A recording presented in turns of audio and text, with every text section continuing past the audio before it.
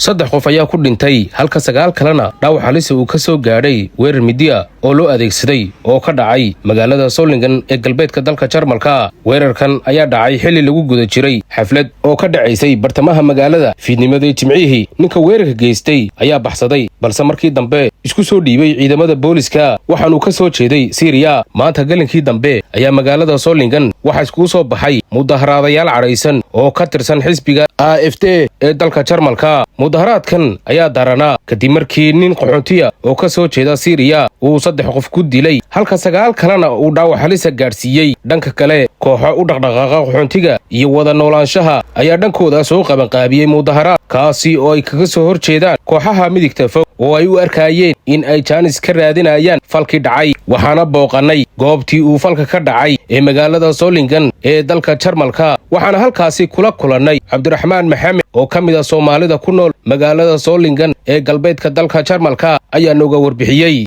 magacaygu waa Cabdiraxmaan, waxaan ku noolahay magaalada Solingen oo ku dhaqan magaalada Solingen. haddaan Soomaali nahay falkan ka dhacay magaalada Solingen oo ka xunnahay shaqaysanaa oo hadda nin ku hadlayba shaqa ku socda. والله ما قالنا وش في عنده ما له في عن ما قال في عن وش بقول هاي بتيجي على الفيديو بركة كويس أنا ما قال